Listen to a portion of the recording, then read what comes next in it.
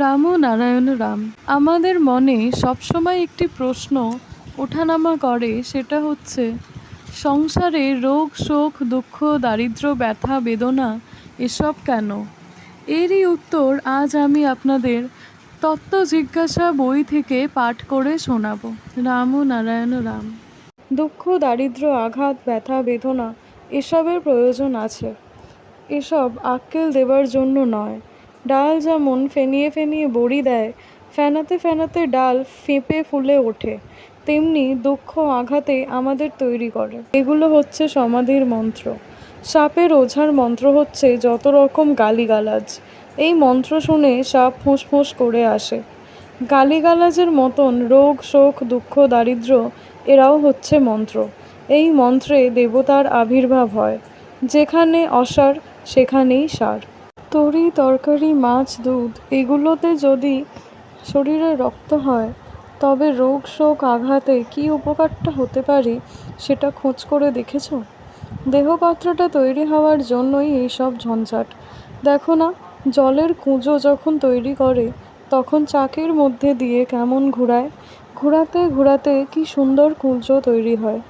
তাই পূর্ণত্বে পৌঁছবার জন্য এইসব ব্যথা বেদনা দুঃখ আঘাত স্রষ্টা যেই নিয়মের মধ্যে দিয়ে আমাদের রেখেছেন, তাতে অশান্তি ঝঞ্ঝাট যার যত বেশি আসবে, ততই মনে করবে স্রষ্টার স্মরণের মধ্যে সে বেশি করে পড়েছে এবং তত বেশি সে এগিয়ে যেতে আরম্ভ করেছে। এটা নিশ্চিত, এটা হবেই, না হয়ে পারে না। তবে যারা সুখে আছে তাদেরকে এগিয়ে যাওয়া হবে না? তাদেরও হবে, তবে তাদেরও ঘা খেতেই হবে। কেমনে তারা ঘা খাবে?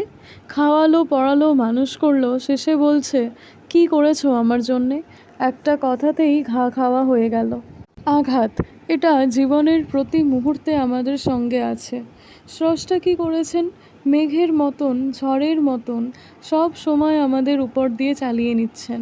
এই চালিয়ে নেওয়ার ফলে গড়ে উঠছে, তাতে দর্শন স্পর্শন যাবতীয় যা কিছু যে নিয়মে যা দরকার তাই হয়ে যাচ্ছে। দুঃখ আঘাত রোগ শোক মানুষ চায় না, কিন্তু না চাইলেও এর মতো হিতকারীও মানুষের আর কিছু নেই। আলোড়ন না হলে গড়ে ওঠে না, মন্থন না হলে মাখন বার হয় না। দুধের মধ্যে আলোড়ন করো, আঘাত দাও, মাখন হবে।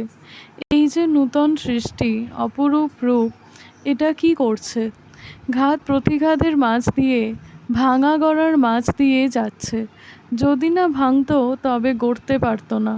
তাই স্রষ্টা ঘাত প্রতিঘাত মৃত্যু দিল। মৃত্যুটা দেওয়ার প্রয়োজন সেই জন্যেই।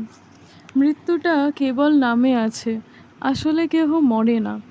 আমরা মনে করছি মারা গেছে, কিন্তু পরিবর্তিত রূপে সে আছে।